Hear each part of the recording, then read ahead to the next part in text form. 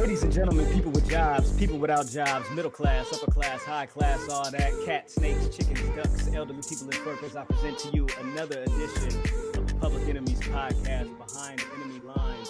I am here, not only it ain't just me, special edition, special guest here today, Gurv Singh, one half of the Bollywood Boyz. How are you doing today, brother? I'm doing good, man. Thanks for having me. Gurv Singh. Wow, that used to be my indie name on a shoot. So Sihra. Yeah, I apologize. Yes, no. Yeah, the Golden Lion, right? Yeah. Wow, now we're going way back. Yeah, that's Come on, man. We gotta take it back here. We gotta take it back. I appreciate you for taking some time to sit down and speak with me. This has been a long time coming. As I just explained to you off air, we were on the podcast for some time. We started the show off with a remix of Hollywood Swinging. It's Bollywood Swinging, just as an ode and an homage to you guys, putting our own little twist on it. So a pleasure for you taking your time here today. I appreciate it. I appreciate you guys having me. Too bad my brother's not here. He's out actually in Bollywood land. So, but he sends his he was trying to get on, but with that 12-hour time difference, it's just it's really difficult. I completely understand. When we were actually talking about when we were gonna schedule it, I was like, okay, bro's gonna be traveling. Let's try to like drop it out maybe like a week or so, out, right. Maybe he'll be back. And then he was like, oh no, he's gonna be traveling then. I'm like, oh well, all right, cool. No problem, no worries. Send well wishes to him and his travels. He looks like he's having a blast out there. I see him having his cheat meals and sliding around the city, just getting comfortable. So that's really cool. I do want to kick off the conversation with you here though, because I noticed I'm like super when we do interviews, I get like real like deep into things. So I was combing through your Instagram and I noticed that you recently did the Vancouver Sun Run. You did a 10K recently. Yeah. How was that experience for you? Oh man, it was great. It was my first time actually doing a marathon of that. 10K. For me, I actually run on a regular basis. Like every morning, I'm up by 5:30 a.m. I'll have my pre-workout. I'm out the door by 6, and there I am running.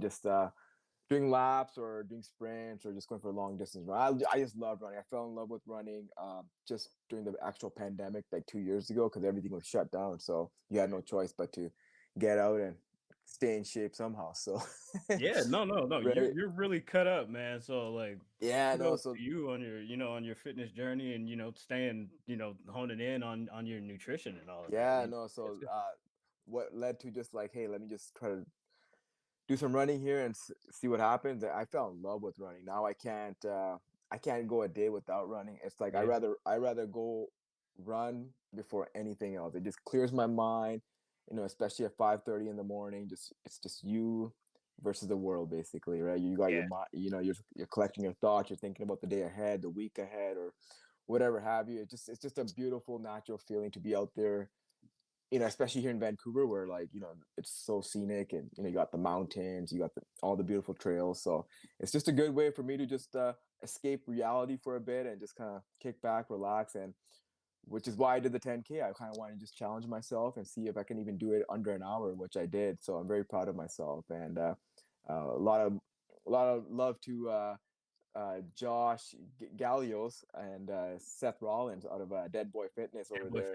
They got you ready for that. Yeah, man, they were keeping me on track with my running and like my build up to it, and Josh was making sure that I kept it under an hour. So I cut a good pace, 45 minutes, I believe it was. So, and it was the first time it was a gathering of its kind here in Vancouver, anyways, for a outdoor sporting event since the pandemic. So it was just a nice feeling just to kind of again put your music on, you got your thoughts, and you're just running. So man, the 10K was beautiful, and I'm glad I did it. I want to try to do.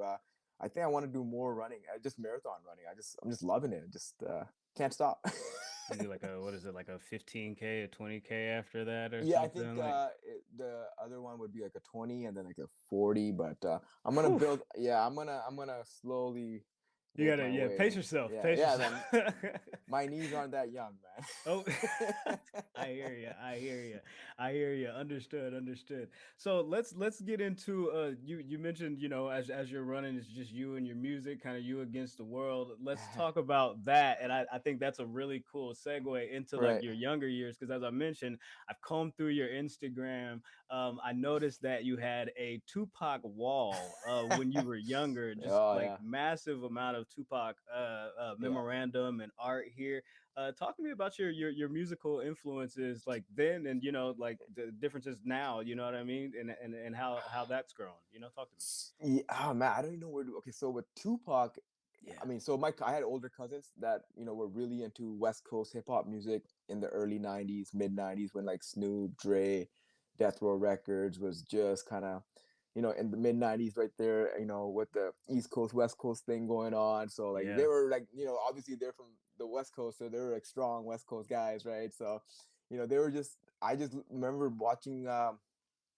Just like much music up here in Canada, and they would play like Two of America's Most Wanted with Snoop Dogg and Tupac, and I'm like a couple years younger than my cousins. I was maybe 13 and they were 15, so like it wasn't easy to buy any cassettes or CDs at that time. So I remember my cousin had the Tupac All Eyes on Me double cassette, and he gave me like a picture of Pac from that from that the album, album from the cover. from the fold out. Yeah. Yeah. Which I feel bad for the kids nowadays, man. Like everybody Yeah, wants to like none of that. every It's all gone. Like everything's digital. Like you don't everything's get that digital, and feeling. I love my Pac collection. It's like I got all the Pac CDs. I got some of the LPs from back in the day as well. I Yeah, got Juice on the record. I got All Eyes on Me, fire. Machiavelli, and then all his CDs. And yeah, I mean, I just feel bad for the kids nowadays that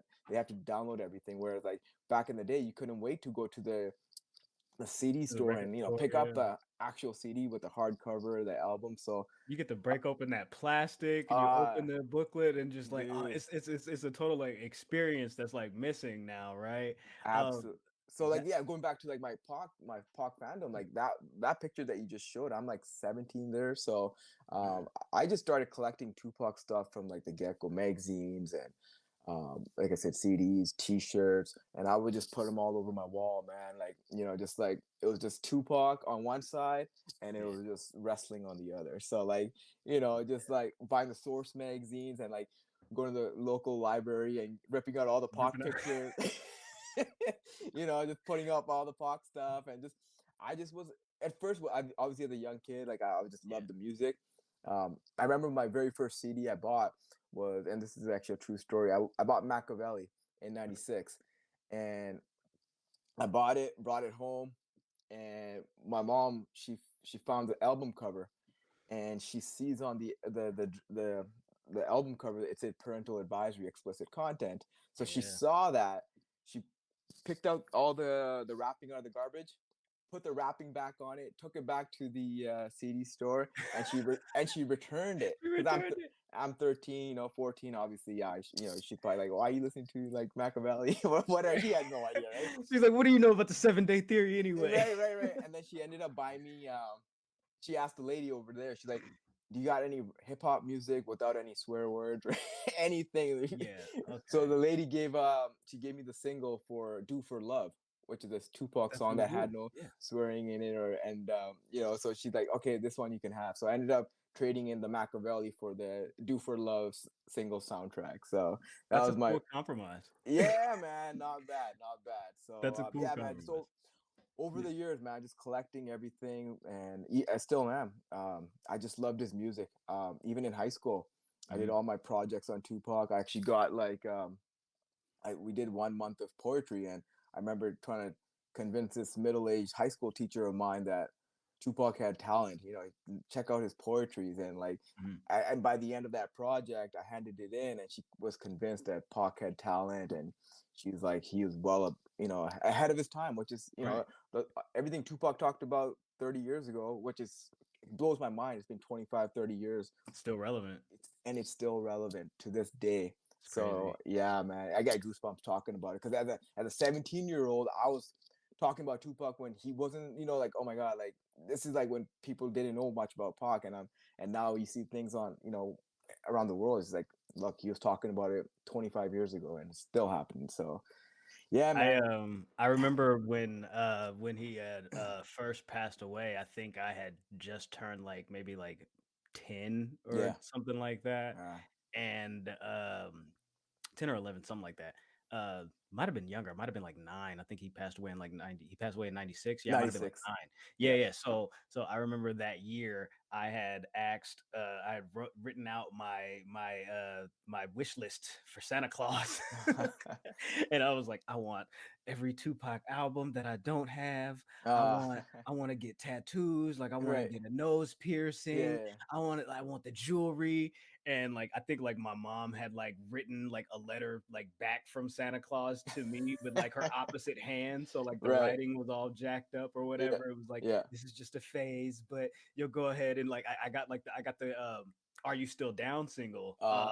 and that album with the record with him and Yeah. John B. I Oh got yeah. that Oof. year, but I similarly, Yeah. I also remember around that time, like being young and not being able to listen to the actual explicit copies. Like Right. my Right. Yeah. sister and my brothers would get like the parental advisory, but then I would get like the same album but the clean version of it. That You know that what I that mean? was me. Yeah. Yeah. Yeah. Yeah. I Okay. remember that. I remember my parents once bought me like Puff Daddy's No Way Out. Because they had like had no swearing. It was a clean version as well. So that's why my mom returned Machiavelli. She was like, you get something without the swearing and just get it clean. So, but yeah, no, man. Even with my parents, like, they were always supportive. Even the music I wanted to listen. I always would tell my dad, look at the song, The Changes. Listen to the lyrics.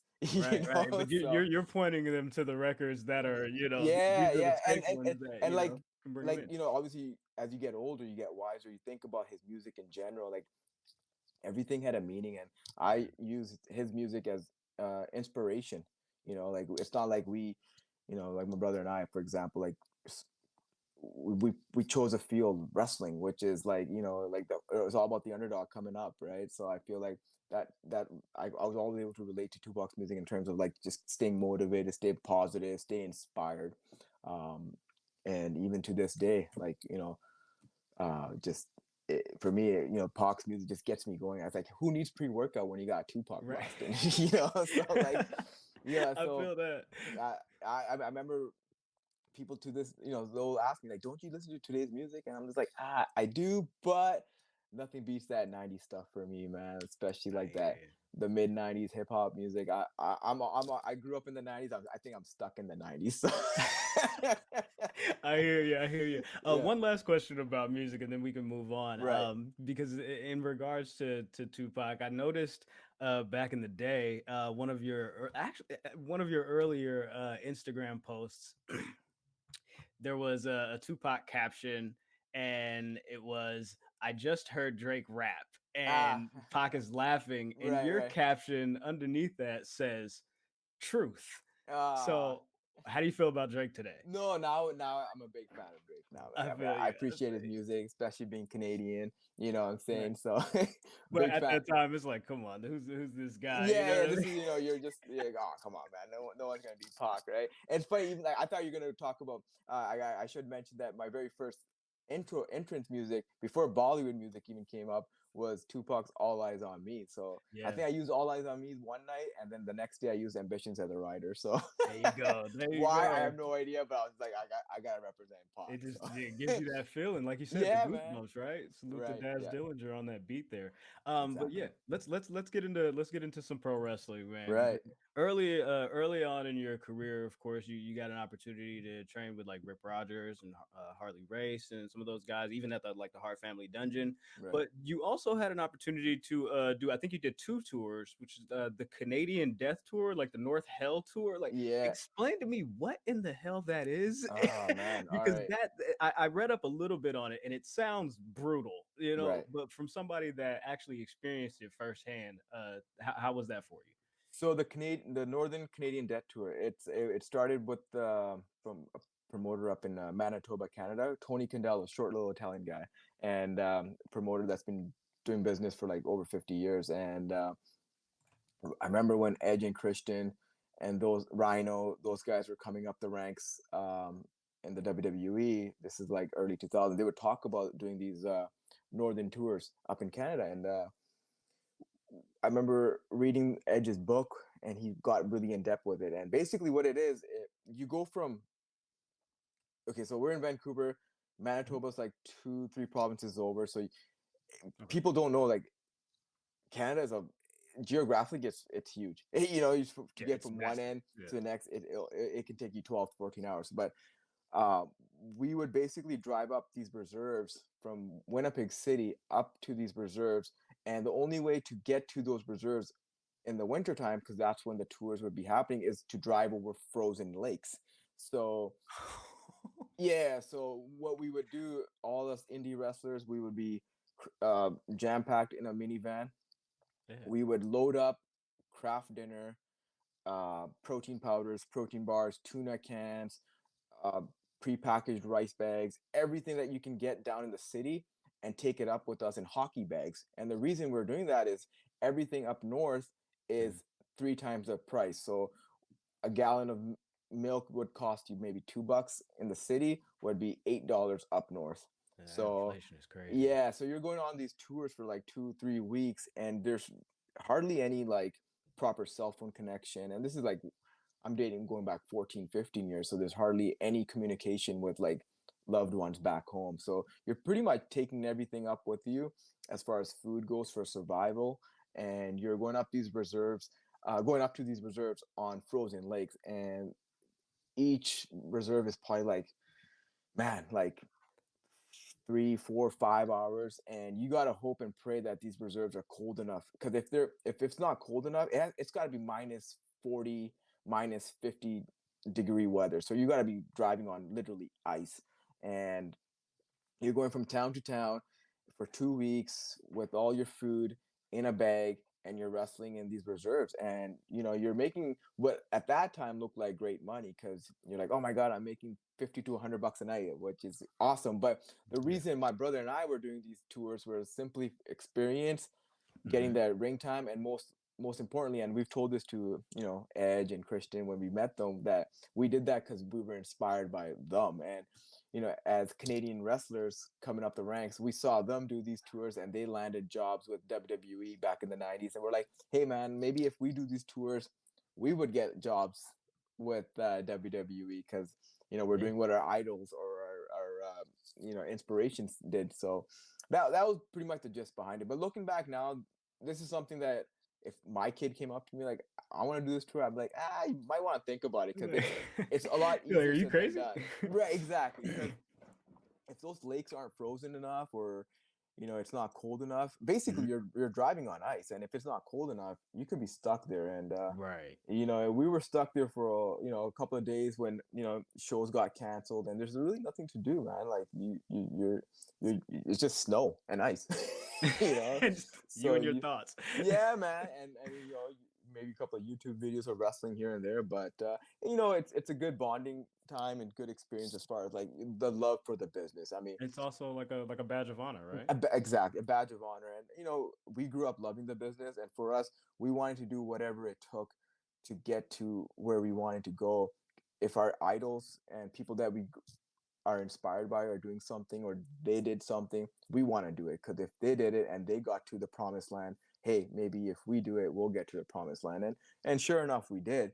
But looking back now, as young kids breaking into the business, it was exactly what you just mentioned. It was like a badge of honor for us. So that's pretty much the Northern Hell Tour, and I think Tony Candelo is still doing them. Yeah, man. So 2022, man. Yeah, Tony Candelo. Post-pandemic, let's get to it. Man. God bless him.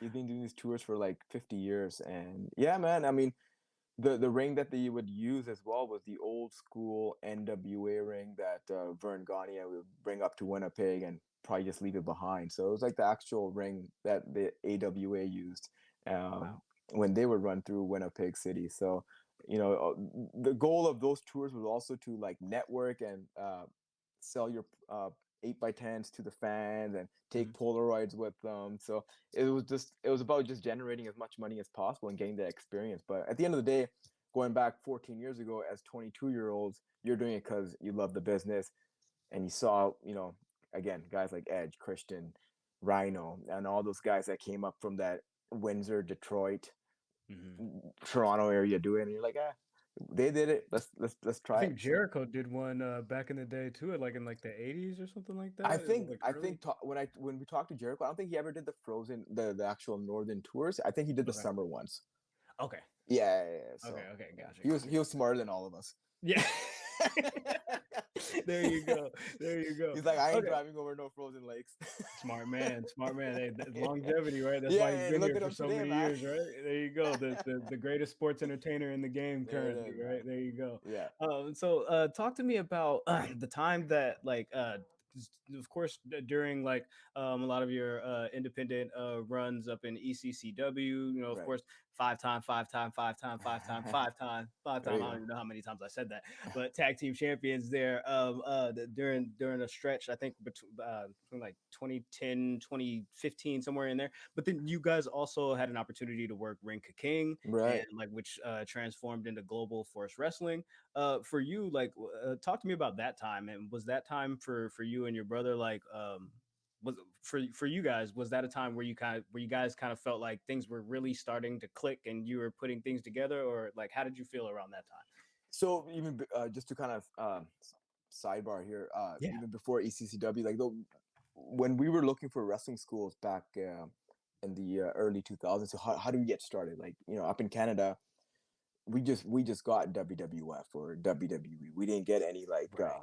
we didn't get WCW till Bret went to WCW. Really? Yeah, from what I remember, like I don't remember seeing WCW until one day I'm flipping through the channels and there's Bret, and like it was on a TSN channel which was also airing WWF Raw at that time. So like Speaks you to know Bret's greatness. He put WCW on the map in yeah, Canada. yeah, There you exactly, go. man. Bret's the man. So we only got WWF. So for us, like we didn't know where to find a wrestling school. I didn't know there was such a thing as a wrestling school. All I knew was the Hart family and like the Hart Dungeon. So we were. I packed up my bags in 2004 and went to Calgary for like 2.5 months. And I was very lucky and fortunate to be one of the last few people to actually train in the Hart family dungeon. So, Yeah. which, you talk about a badge of honor. That's a huge badge of honor for me. Huge So, badge of honor. Yes, yeah, sir. man, just to be down there on that canvas and, the legendary walls and the stories that you've heard. So, so I got my start there in Calgary, came up to, back to Vancouver, and my brother, he unfortunately missed out on the opportunity of starting in Calgary because of timing issues. But him and we started training out here in Vancouver with ECCW at that time. And yeah, man, fast forward, we were doing the Harley race camps, like you mentioned, the Rip Rogers. And the reason we were doing all those camps was because WWE television was never coming up to Vancouver. There you go. So it was hard for us as independent wrestlers to get noticed or get extra work on TV days. So what we were doing was we were just going wherever we would see talent relations agents representing WWE for hopefully get a look at as an indie guy. Hey, we just want to get a look at. So whenever we saw Harley Race do a camp and like I don't know, like Johnny Ace was going to be there, we would just fly out to St. Louis and we spend a week in front of Harley and hopefully we get an opportunity. And then if that didn't work out, we would see that OVW's Rip Rogers doing a camp and Johnny Ace is going to be there.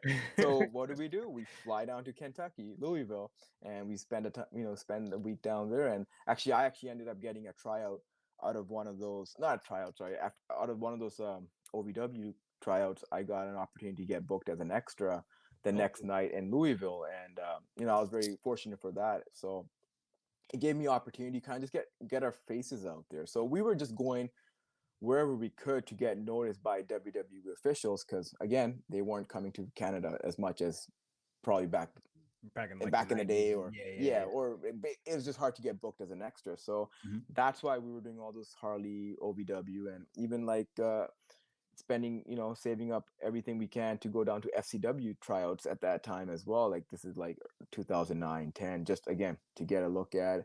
So we were hustling, man. Like our whole story, our entire journey, our entire career is all about being just hungry and hustling. And going out there and getting opportunities for ourselves or making opportunities for ourselves. Making So opportunities, yeah, so going back to your question as far as like, the ECCW and the GFW and the Ring of King stuff. So we were just gaining a lot of confidence.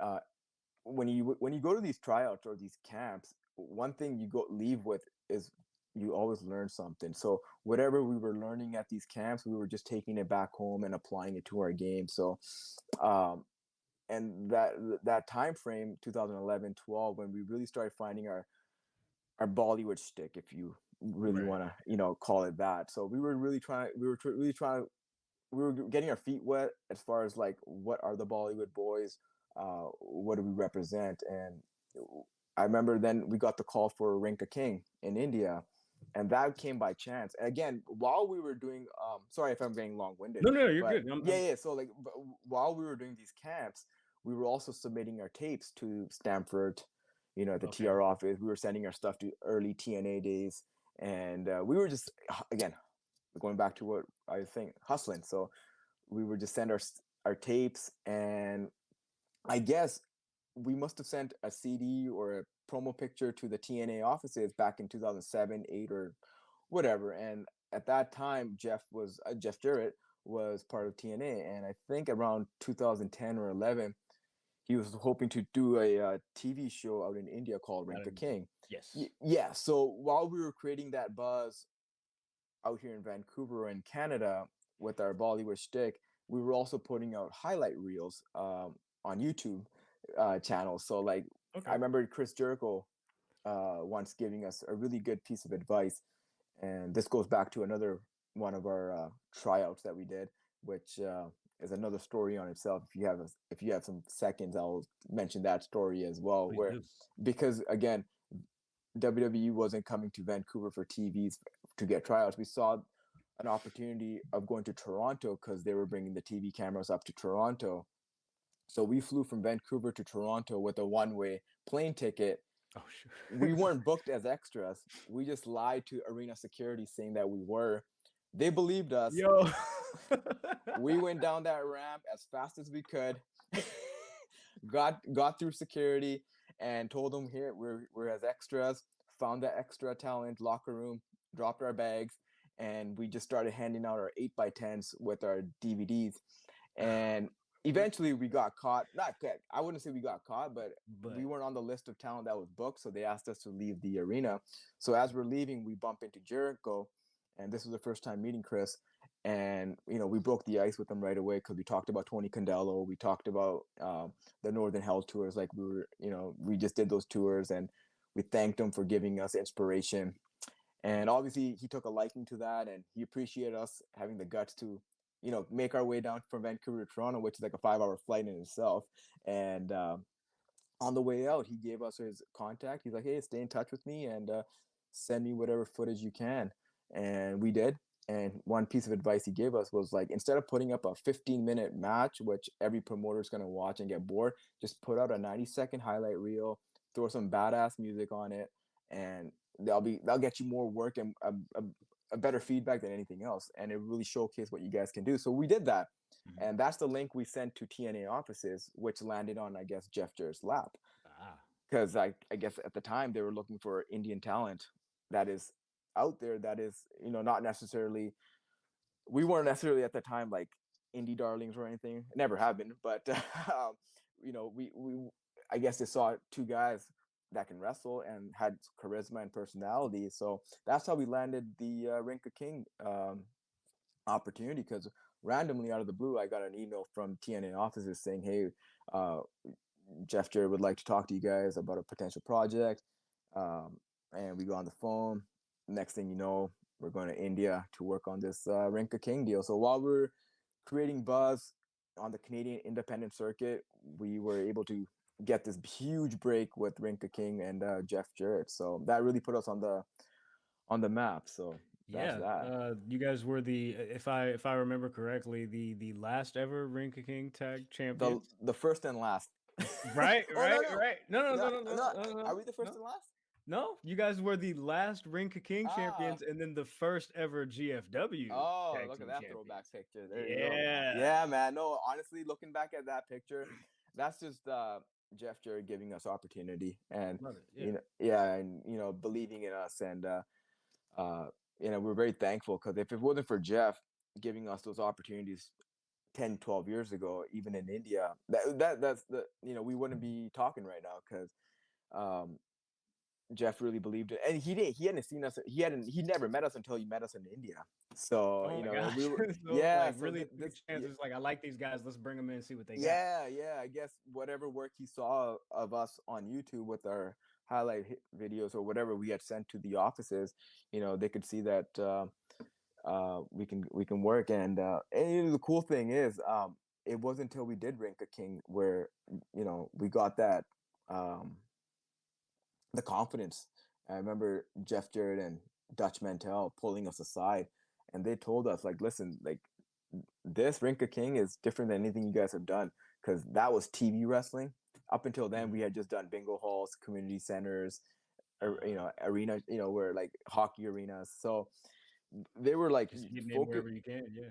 Yeah, they were like, focus on your entire character package. So like they told us that 90 seconds of you guys coming down doing the whole Bollywood shtick is going to be more important than anything else you guys can do in the ring. So it wasn't until then that we kind of figured out, like, the wrestling aspect is cool, but you got to make sure that people can gravitate towards an entrance, or like the personality, and show them that charisma that we started showing That a lot more of. that character work, right? Yeah. Yeah, the character work.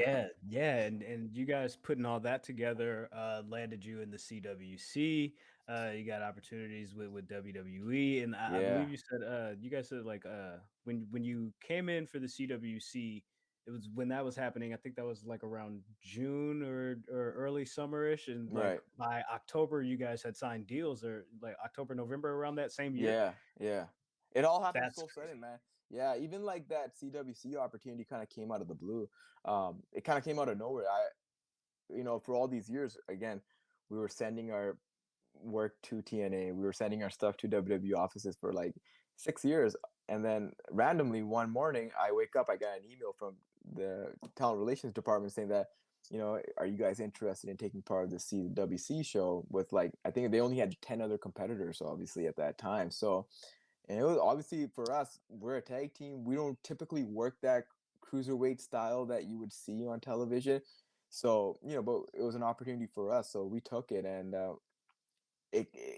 we, I guess, made a great impression, or a good enough impression in front of Hunter at that time, where they kept bringing us back for NXT dark matches, or another CWC dark match here, and again, then the next thing you know, they're doing the 205 live show, and that starts out of nowhere, and so it all happened so fast, but we were ready, and that's one thing in this business you got to be, is always ready. Even now, like, we got released a year ago, but every day we're working on something just so we can stay ready. So if that opportunity comes knocking, you can go, and you don't need to be like, okay, Gib, can I have 2 more weeks to get ready? Because when you gotta go when it's time to go. So yeah, the CWC opportunity came at a time Once where that opportunity comes, yeah. it came when we least expected it, but we were ready for it. And timing, I think timing plays a huge part in everything. Again, you got some of the best talent in the entire world. You got Tony Nese, you got Mustafa Ali, you got Arya Davari, Drew Gulak, all these guys that we ended up, Uh, yeah, Buddy Murphy, like Buddy Murphy, eventually came yeah, man. over, like Yeah, Cedric so like, Alexander, exactly, said, like yeah, yeah, guys were killing so it.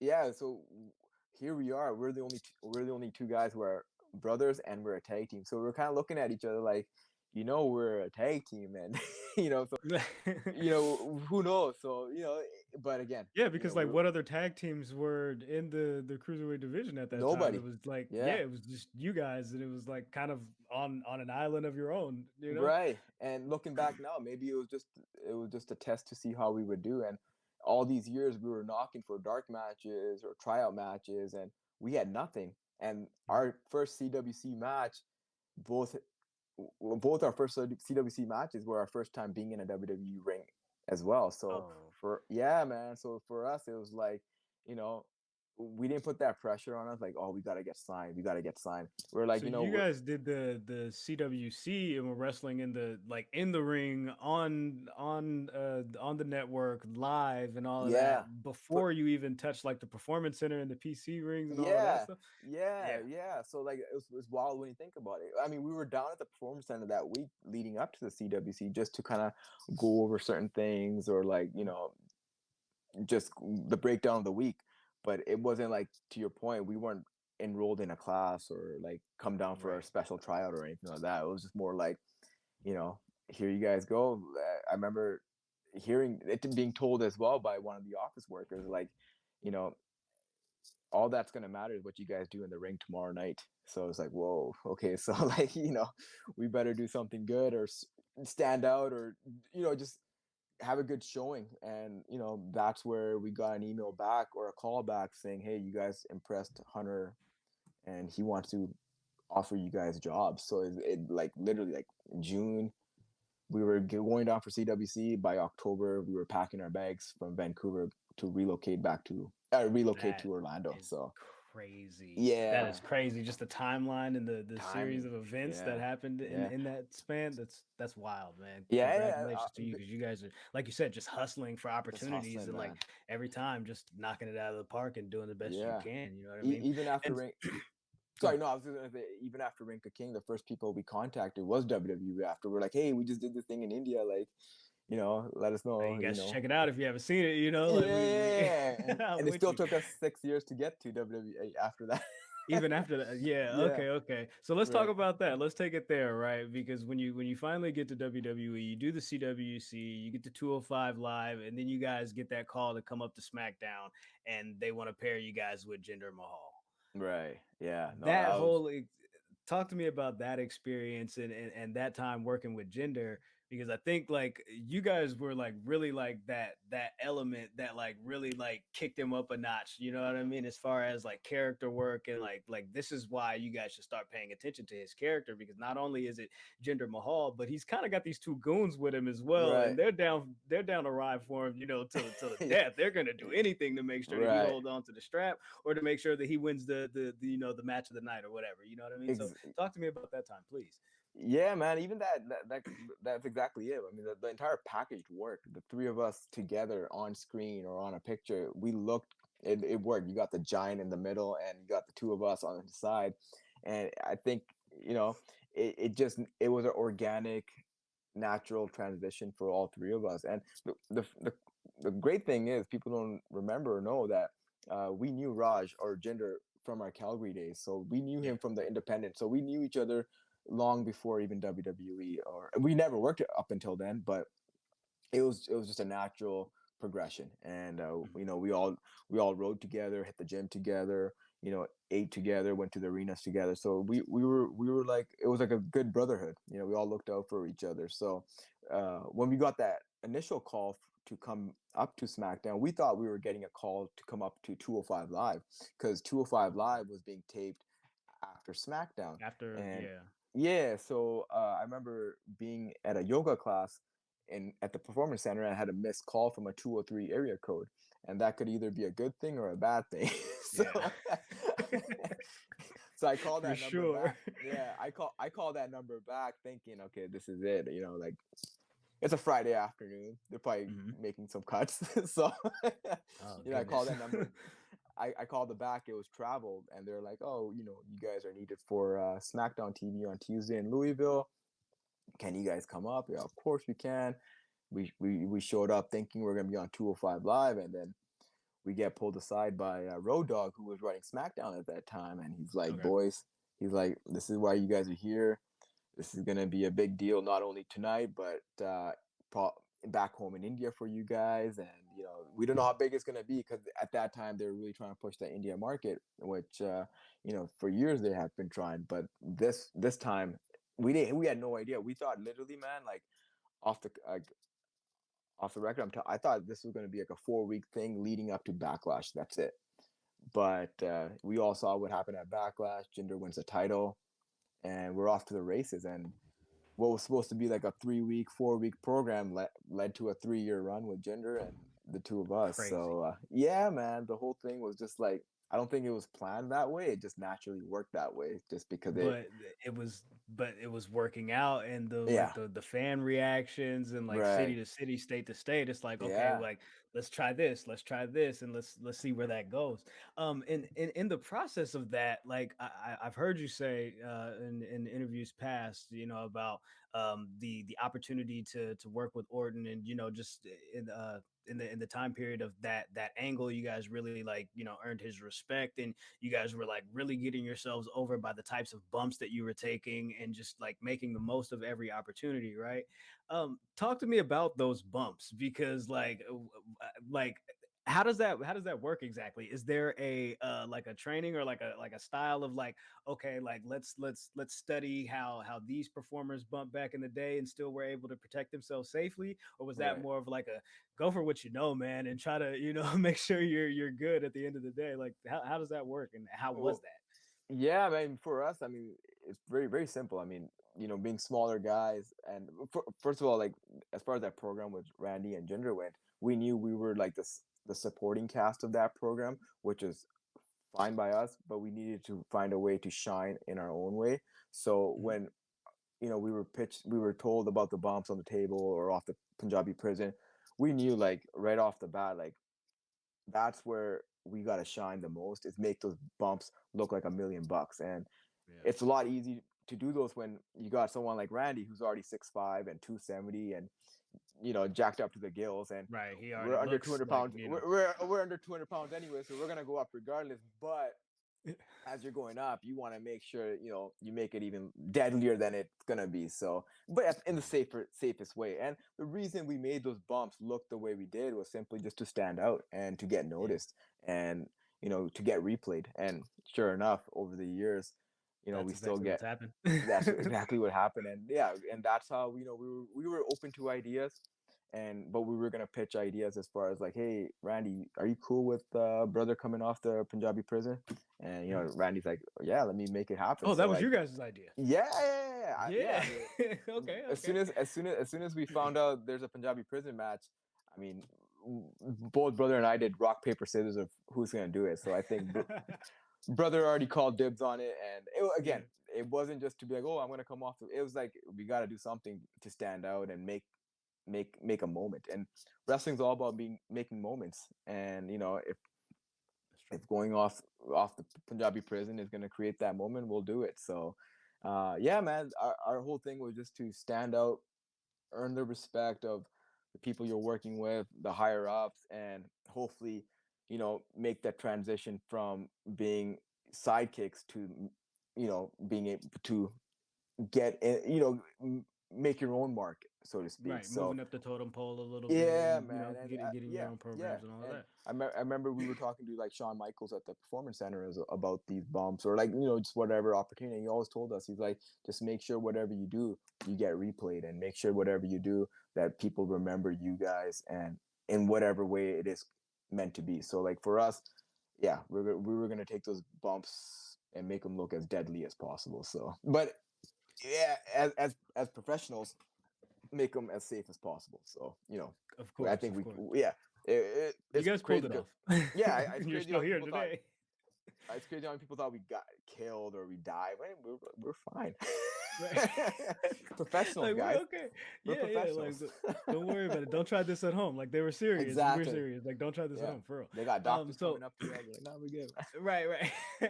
So a lot of people say, don't meet your heroes. Yeah. Your idols become your rivals. But you guys have had like amazing opportunities to meet a lot of like your inspirations growing up. And like I said, I've combed through your Instagrams. I've seen like a lot of pictures that you've got to take with like a lot of the people, like a lot of the of course, the Hitman. You got HBK, who you just spoke about, Eddie Guerrero, way Yeah. back in the day. Even when you and your brother got to visit his gravesite, that must have Right. been like a really, really pleasurable time. Let me put you on the spot though. HBK or Bret Hart? Oh man. Brett, come on, man. It's gotta be Brett all the way. So no, It's Brett, I got to mean, be Bret. yeah, it's gotta be Brett. We got our start in the business through Brett, and I mean his family there. So and he's been somebody that's always looked out for us, and first person to reach out to us after our release as well. So, and everything in between. So we're very fortunate and very thankful and blessed that not only is Bret someone that we looked up to as a wrestling hero, but now he's a mentor, Right. that we can rely on, and someone that's always going to give us the best advice possible. And that's what it is, man. Like, you want to meet your heroes and make sure that your heroes can become people that support you, because they want to see you in the same spot that they once were. So, Correct.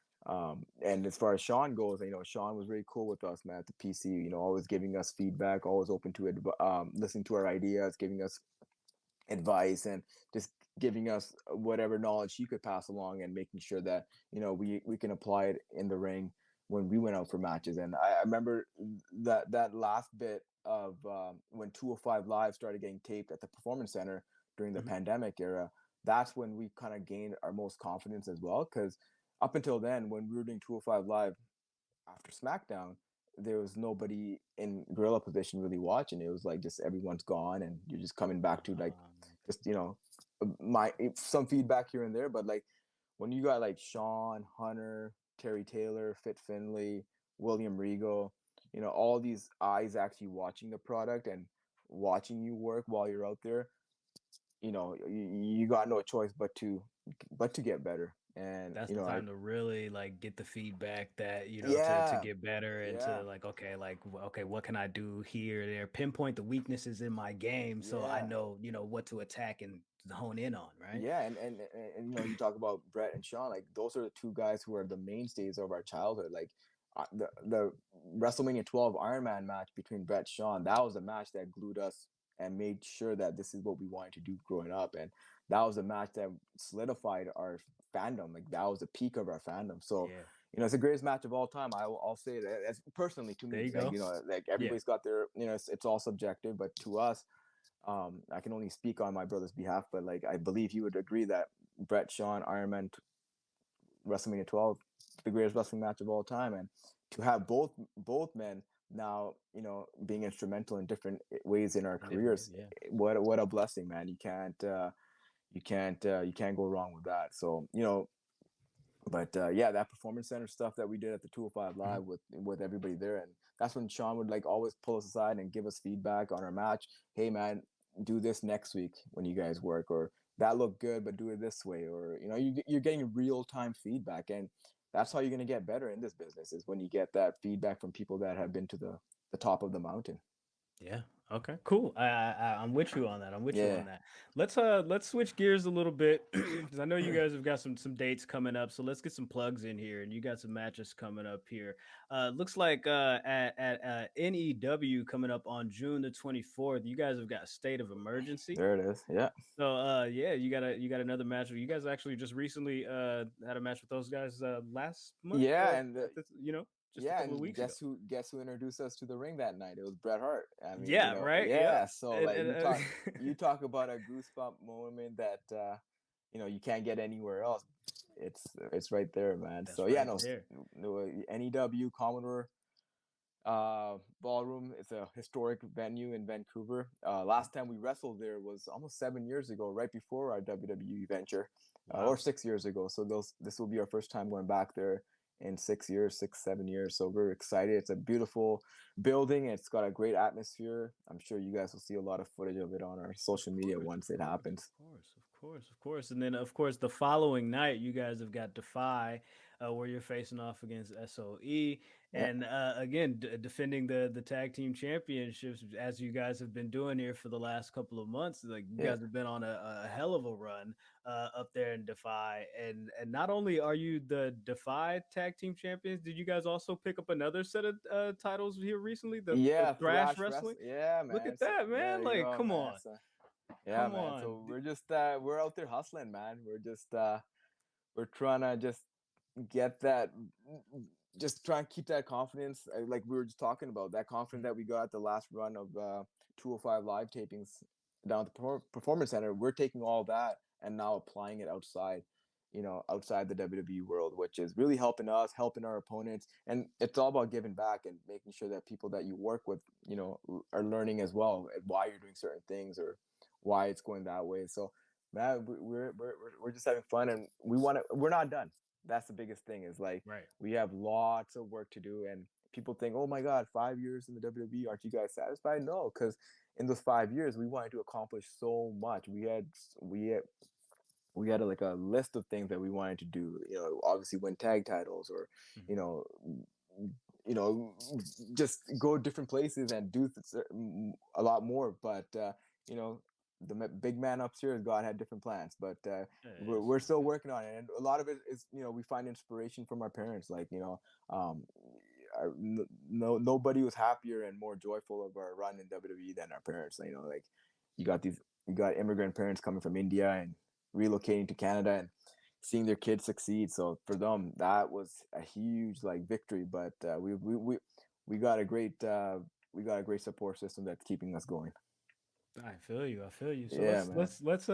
let's switch gears in there. I know I've only got you for so much Oh longer, man, it's all good. but I do want to talk to you a little bit about the conversation in pro wrestling for over I guess this last year and change has been a lot more focused on diversity and representation. Right. And am I able to see myself in these characters on television? Am I able to see myself in these characters that I'm going to these shows and paying my money to see, or what have you? But I recently said something on Twitter that I'm nobody, but I just wanted to kind of open up the conversation. AEW had actually debuted a gentleman by the name of Satnam Singh, and of course, he's got his basketball background with the NBA, and now he's training with All Elite Wrestling. It seemed like to me, and to maybe a section of other people, that his debut didn't quite come off that great. However, if you look at the numbers, like everything that he's been featured on is over a million, well Yeah. over. So I was just gonna say. yeah, it's working. Yeah. It's clearly working. Right. But I was asking the question that if wrestling wants to break into the Indian market, why is it that a lot of in my opinion, from what I've seen, I was saying, like, why is it that we're seeing a lot of these characters booked as heels, or like not necessarily having as a focused run, or like why aren't they like seen as like baby faces or heroic countrymen, if we're trying to, pinpoint and like kind of break through that threshold. I was reminded, one, not everybody's experience is the same. Two, also that there was some like alternate commentary or some things that were kind of like would tell a little bit of a different story, put a little bit of a different twist on it, so it's a little bit more palatable to certain audiences. You guys, and I'm not sure if it was you, if it was your brother that responded to that, just kind of once again reminded me not everybody's experience is the same. And, as you just mentioned, your parents are proud of you. You guys got immigrant parents have come over from India and seeing their kids succeed on such a large scale. How important is it for you to have that diversity and some of that representation of your culture kind of bleed through your character on screen and what you're doing with your character in ring? Oh I know man. that was So kind of long winded. yeah, no. So I mean, man, for us, even when we were working our program with Jinder, obviously on television we were the heels, but behind the scenes back home, and I'm not just talking about India, but I'm talking about our physical home. Like I mentioned, there was nobody more excited and happier than our parents. And the reason I say that is because in our Indian culture, like most people like think of doctors, lawyers, in that field. Okay, yeah. Whereas my brother and I, when we were growing up, we grew up playing ice hockey. Mhm. As kids, at one point, we wanted to be the next Wayne Gretzky. We wanted to play in the NHL. And this is where I get teared up and I get emotional talking about it, because our parents supported that dream of us even wanting to play hockey. Again, immigrant parents who were working day and night, and hockey's not a cheap sport; it's an expensive sport. So like Yeah. they got two kids playing ice hockey, and we had that dream for like 5-6 years, whatever it was. But the reason I'm saying it is because our parents always supported whatever it is that we wanted to do, and that led to wrestling. Again, the first person to drop me off in Calgary when I started with the Hart family was my dad. He came with me to Calgary, dropped me off, went to my very first practice, introduced himself to Bruce Hart, sat there, watched me get tossed around in the dungeon. And then he went home knowing that, okay, he's here, my son, my kid's here, he's gonna, because my dad always said, as long as you put 100% into everything, we'll support you guys. And that's all it is. So going back to your question about how we're portrayed or what's celebrated, and I might get long-winded here as well, so please feel free to cut me off. And you're good. You're good. This is a learning experience for me. So what I'm trying to get to is that when we got, and again, I feel like we have such a unique story because we're not the biggest guys in the world, my brother and I. We're not your monster guy that you see on TV. So like for us to even have this wild dream of being professional wrestlers is crazy on its own, but to have that support of your parents makes it that much easier. Because if you have a strong support system, which we were very fortunate and very blessed to have, it makes that dream a lot easier. Because we knew as long as we stay focused, we'll get to where we need to go. And so in 2017, when we finally got the call up to SmackDown with Jinder, and this is just our personal experience. Mm-hmm. When we were doing all those live events, those TV shows, those tours, and finally the two things that stick out the most of that year is June of 2017, which is pretty much 5 years ago this month, or 6 years ago, whatever it is. Our parents took us to our very first wrestling WWF show in 1996. And in June of 2017, we went back to the same arena they took us to. And as a way to thank them, I always kept the stubs of all the tickets that we ever went to, all the ticket stubs. Mm-hmm. And somehow in my mind, even before we went to the show that night in Vancouver, I took a picture of the tickets. I told my brother, hey, we're going to go up to those seats that we sat in 24 years ago. We're going to sit in those same seats and we're going to take a picture. But this time, the beauty of it is that we're part of the show. We're part of WWE. And it's our way to thank our parents and give back to them. So that to us is that we made it. We're celebrating our own life, our own career. So like our parents were there at Rogers Arena. They were hanging out ringside. My dad was touching the WWE ring because he's never touched one before. So for him, man, like as a bus driver, to have his kids now work in front of 18,000 people tonight, that was like a historic moment. And then you fast forward, you go back, to 2017 in New Delhi, India. Man, that for me, I get goosebumps talking about it. And we're going back to India, our parents' home country. Yeah. And we're going to be the center of attention. We're in this marquee matchup between Jinder and Triple H. And there we are, just in the middle of the ring in front of like all these people. So those two right there, especially the one in Vancouver where we went as kids in 96, here we are coming back all these years later, and it's full circle for us. And that reason we were able to accomplish that was because of our parents. So our experience, yeah, we were heels on TV, but behind the scenes, man, like you don't understand. Like I think even like with someone like Satnam Singh, we met Satnam 5-6 years ago. I recently talked about this when he first came in for a tryout 6 years ago at the Performance Center. At that time, he still had his I think hopes and dreams in basketball, which is cool. And now he's on this national television show getting showcased. You don't think back home in this small town where his parents come from or where his family is, they're celebrating him. So like, yeah, maybe in North America, he's portrayed as a heel, or in North America, we're portrayed as heels. But like we're winning on the inside, you know what I'm saying? Like in real life, like this is a victory, yeah. And dude, man, like we all know wrestling fans are smart nowadays. Everything's in our hands. We all know, we can all Wikipedia or Google search.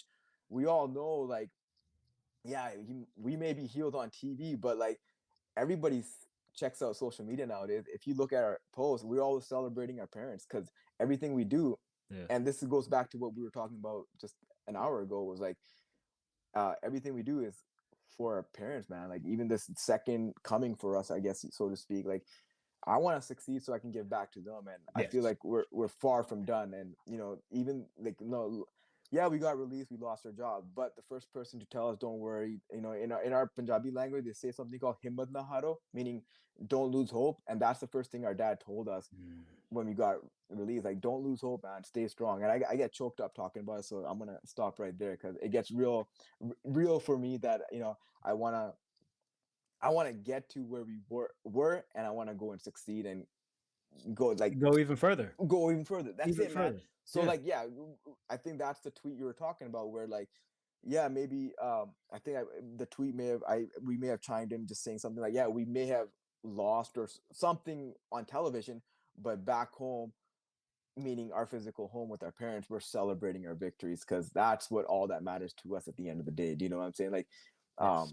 and I think that same day I must have shared a picture of our parents standing outside the performance center in Orlando because we're like, here you go, like this is the American dream right here. Like you guys are standing in front of like this multi-million-dollar franchise company that two parents from me can only hope for. So man, Yeah. yeah, man, I'm gonna And stop right I there. think that's kind of what you referred to in the tweet, just like speaking to like the kids that grew up, Yes, yes, and seek.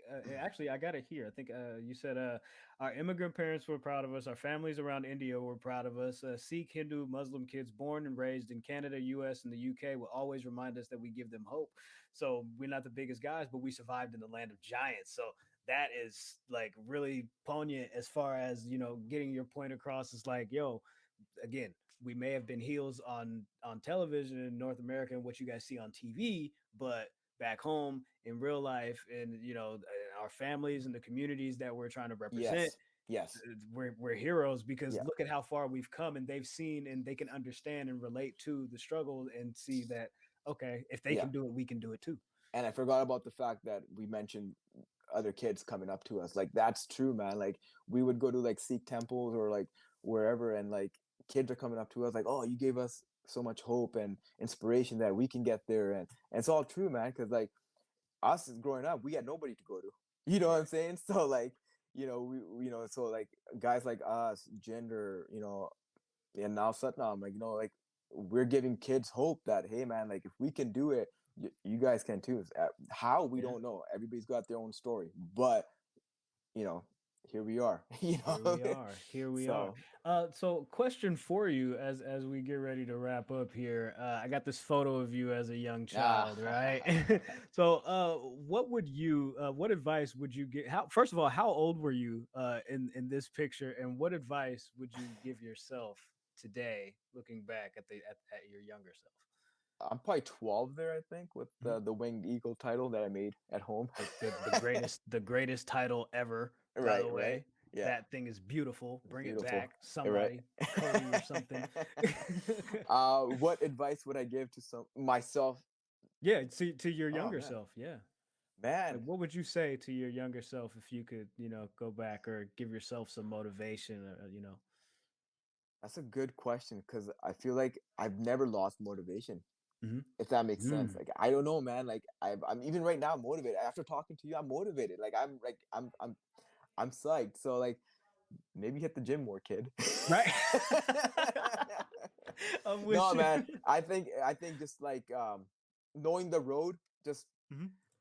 having a better game plan as far as like like man, like because there's the road to success isn't just straight and narrow. It's like a Right. Yeah. lot of It's windy twists and roads, right? turns. It's Yeah, lefts yeah. and So like rights. It's, maybe, yeah. yeah, just be ready for the up and downs, man. Like, 1 minute you're up, the second minute you're down. 1 minute you're up, second minute you're down. And I think we always knew that going in that nothing's gonna be easy, and it hasn't been. But I wish like now looking back, be like, just set yourself up for anything, if Yes. that makes sense. You know what I'm saying? Like they always say have a plan B. Not that I ever had a plan B, I still don't.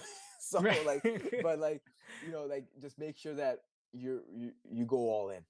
Yes. And and I believe we have. And so it's almost like it's really hard for me to answer that question because I always feel like going back to what we were talking about earlier is like always had a good support system where we didn't have any doubts in our mind. If we don't make it, that's one thing. You know what I'm saying? If we don't do it, like you put all your effort and your blood, sweat, and tears, and you still don't make it, that's just destiny and it's meant to be. But just don't lose hope. You know, just stay the course, trust the process, and it'll happen. There you go. There you Yeah, go. man. Question for you: Are you really a third degree black belt? Yes, sir. I don't want no smoke. I don't want no problems, brother. Like, hey, man, you got it. Hey, if anybody wants some problems, I'm on your side. You No, know what I'm man. saying? Like, I don't even know if I can kick anymore. I just got a super kick now, man. there you go. There you go. Well, I appreciate you spending some time here with me today and giving me your insight. It's been a wonderful experience for me. I'm very grateful. So again, thank you so much for taking some time out to speak to me today. Again, listen, state of emergency. Y'all better get ready. You know what I'm saying? I don't want y'all to catch another L out here. But as my man just said, he's a third degree black belt. I'm on his side. Like, you know what I'm saying? Like, look, if I could, be an honorary Bollywood boy, you know what I'm saying? Let's make it happen. Let me get the tassels and my black and pink and the stars and everything. Let me get my look together. I think you can pull it off. You guys make it look cool, man. You guys make it look cool. But again, thank you so much for taking the time to speak to me. I really appreciate it. Good luck to you and your brother, especially on his travels. Hope he makes it back safe, so you guys can, deliver a butter chicken ass kicking. You know what I mean? There you go, man. You know what I mean? Haven't heard that one in a while. I might have to do man. that. There you go, brother. There Thanks, you go, buddy. Gurv. Thank you so much for taking some time once again. And like that, we gone.